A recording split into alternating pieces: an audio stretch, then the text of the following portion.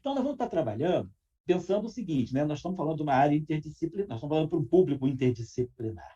Então, a gente tem que olhar a natureza de vários pontos de vista, o aspecto físico, o aspecto matemático, e também o aspecto filosófico, né? Afinal de contas, física e matemática derivam da filosofia natural. E aí eu queria colocar para vocês que estão numa escola, e essa escola vai frutificar, e essa escola vai fazer escola, que eu acho que é importante, não é que uma escola seja um conjunto de cursos onde a gente faz cursos e ganha um diploma. Uma escola é um centro de pensamento. Nós temos que, daqui talvez a 10, 15 anos, nós vamos olhar um jovem e vamos dizer, ó, pelo perfil desse jovem, ele veio da Iluma. A escola tem que ter vida própria, tem que ter personalidade. E vocês estão construindo uma escola com personalidade. A personalidade é feita pelos professores e também pelos estudantes. E eu estou dando esse exemplo porque Cambridge, né, sobretudo St. John's College, é um exemplo de uma escola com personalidade. Paul Dirac, que é praticamente um dos pais da mecânica quântica e o pai, vamos dizer, aquele que cortou a fita inaugural do modelo padrão, ele veio de Cambridge, ele foi um estudante de doutorado no St. John's College. E ele estudou a qualidade matemática da matéria, ele usou muito o aspecto matemático para compreender a matéria, nós vamos falar sobre isso. Depois nós temos também o caso do Duncan Haldane, também é de Cambridge, só que do Christ's College, e que estudou a qualidade topológica da matéria, dos materiais. Então, a física de materiais, vocês aí na ILUM, certamente em alguns momentos vão estudar trabalhos do Haldane, que também ganhou o Prêmio Nobel de Física pelas suas contribuições àquilo que nós chamamos de matéria em estado topológico. E depois, finalmente, o Penrose. Roger Penrose, vamos dizer assim, um dos grandes, né, impulsionadores da física de buracos negros, que ganhou o Prêmio Nobel em 2020 por todo o seu trabalho feito ao longo das décadas de 60, 70 e 80 sobre buracos negros. Quando muitos diziam que buracos negros eram uma mera curiosidade matemática da teoria da relatividade geral, Penrose dizia, não, esses objetos têm significado físico, eles hão de aparecer. E ele estudou a matemática, desenvolveu matemática para estudar os buracos negros, e esses depois acabaram aparecendo em 2016. Hoje nós temos já buracos negros que foram descobertos agora 2 semanas atrás, os Sagitários da Estrela, né, no centro da Via Láctea, e outros. Então, é a qualidade da escola. A escola formou pessoas que viram a essência matemática da natureza. E nós estamos falando de natureza, não só no sentido mais filosófico. Estou falando de Duncan Haldane, estuda física de materiais, mas com uma abordagem bastante matemática também. Queria chamar a atenção aqui para essa carta do Einstein, né, para o Robert Thornton, em 1944, quando ele diz, e eu digo esse dito aqui, essa frase que tem muito a ver com a Ilum, que um conhecimento, né, das bases históricas e filosóficas concede aquele tipo de independência de preconceitos de toda uma geração, que muitas vezes, né, são preconceitos que incidem sobre cientistas. Ele fala, esta independência que é criada pela abordagem filosófica é, na minha opinião de Albert Einstein, o marco de distinção entre aquele mero artesão especialista e aquele que realmente busca a verdade. Então, eu acho que essa frase do Einstein é muito propícia, porque ela mostra a necessidade da física dialogar com as humanidades também. A gente aprende muito com as humanidades e vice-versa. Então, eu acho que a gente tem que pensar nessa formação completa, que eu acho que é o que a ILUM se propõe a dar. Aqui, só para lembrar uma frase do professor Dirac, né, que ele coloca, né, que nesse artigo dele de 1938, que o físico pode adotar o método da experimentação e da observação ou o método do raciocínio matemático. São 2 métodos legítimos de se fazer ciência. Vamos dizer, talvez um método mais empiricista e um método mais deducionista. Eu vou passando, eu preparei muitos slides, mas não vou falar sobre todos para não gastar muito tempo. Eu vou deixar os slides aí com os colegas, né, da ILUM, com o Nelson Studart, com o James e com o Faz. Vocês podem depois pegar, eu vou deixar o PowerPoint para vocês fazerem uso se precisarem de alguma informação que aqui está. E aqui eu queria colocar também, né, uma parte, né, que é fundamental na nossa discussão da essência matemática da matéria, que é o conceito de simetria. O conceito de simetria é um conceito que vem, vamos lá, da época dos gregos. Nós estamos falando aqui, desculpa uma coisinha só, de Platão. Vou colocar aqui, só para chamar a atenção aqui, Platão, lá no Timeus, em 360 a.C., ele já falava que o mais belo dos papéis da simetria é o papel de conferir às entidades que ela conecta a maior unidade possível. E é a proporção, que ele chamava de simetria, que possibilita esta unificação da maneira mais bela. Ou seja, simetria é aquela parte, né, da arte, é a parte da filosofia, na física. A simetria está presente no conhecimento humano. É aquela busca pela unificação. Nós vamos buscar padrões de identificação que nos fazem ver que, às vezes, fenômenos que aparentemente são muito distintos, eles são manifestações de um fenômeno mãe, de um fenômeno superior. E eu queria também chamar a atenção para esse filósofo grego pré-socrático, Anaximandro de Mileto, que no século VI a.C., há cerca de 2.500 anos, né, ele já falava de coisas, né, que nós estamos fazendo hoje. A física de hoje ela está em cima dessas ideias, né, que é buscar uma origem única, um princípio unificador, e é isso que o modelo padrão está fazendo. Nós vamos já ver. O modelo padrão é uma unificação, é um princípio unificador.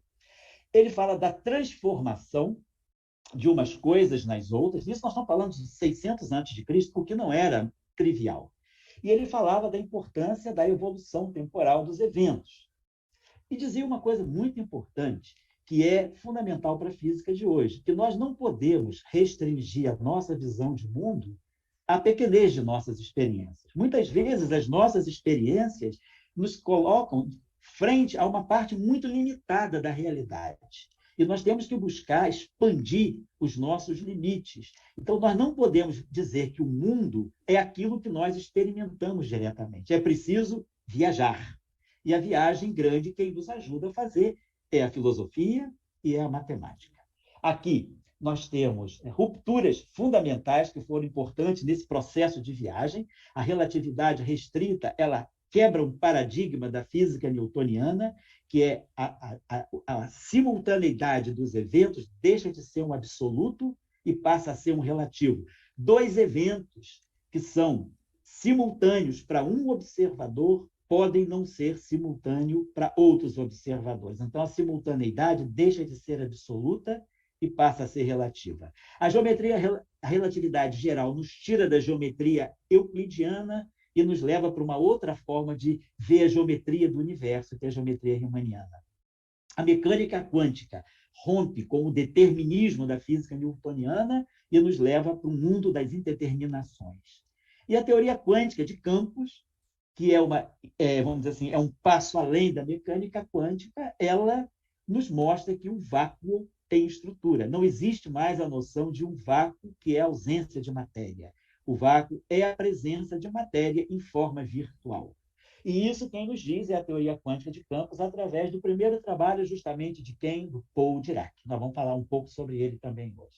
Então é isso, o aperon, né, esse conceito que o Anaximandro criou de aperon. Aperon é a palavra grega, a é o prefixo negação, e peros são as fronteiras. Então, o aperon é a falta de fronteiras, é aquilo que nos tira da fronteira. O perímetro é a medição das fronteiras, o aperon é a falta de fronteiras, ou seja, o conhecimento ele tem que buscar romper fronteiras, ele tem que ser ilimitado, ele tem que ser contínuo. Portanto, essa ilimitação do conhecimento nos leva a um profundo e constante aperfeiçoamento desse conhecimento.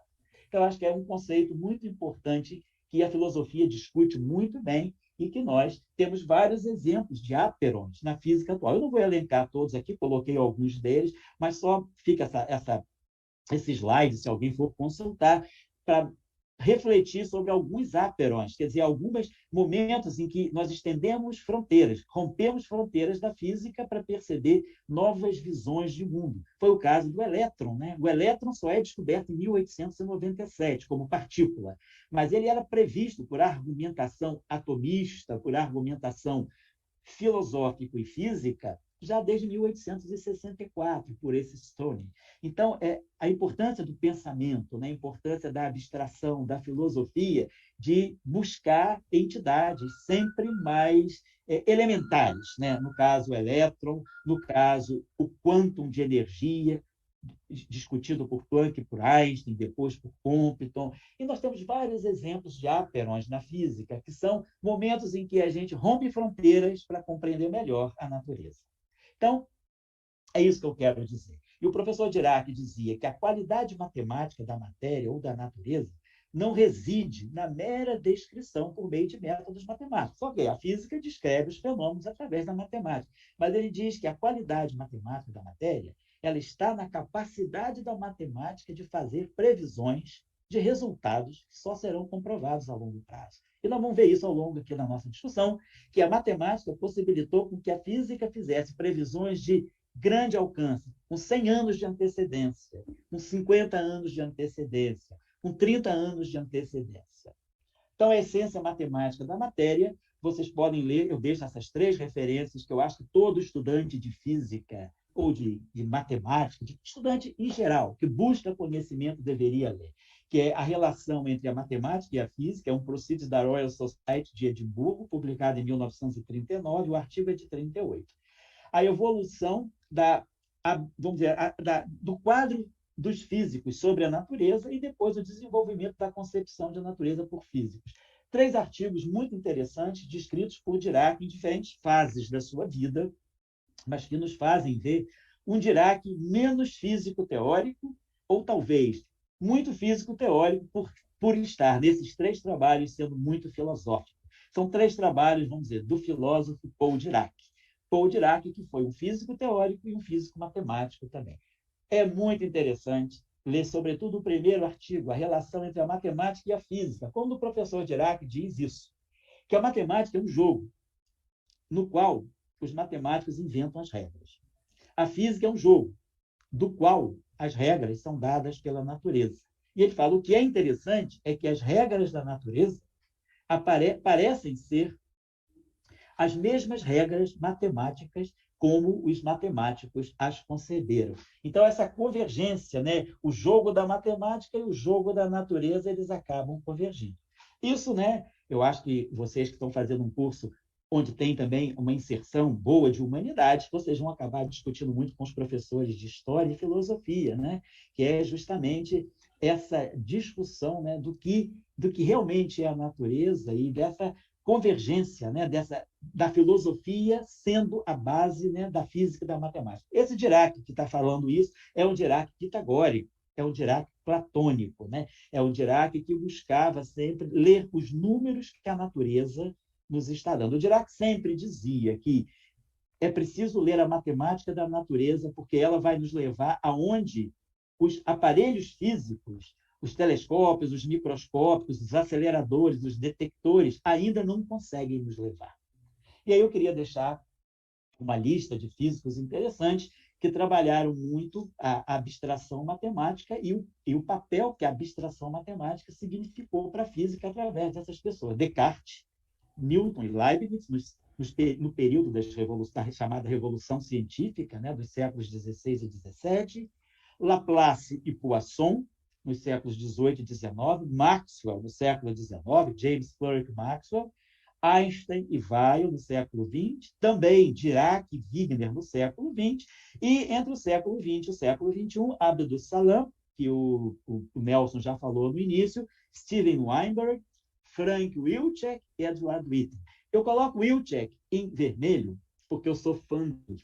Se vocês quiserem ver alguém que faça divulgação científica fantástica, que fale das coisas mais difíceis da maneira mais abordável possível, vocês podem procurar na internet vídeos e material sobre Wilczek, Frank Wilczek.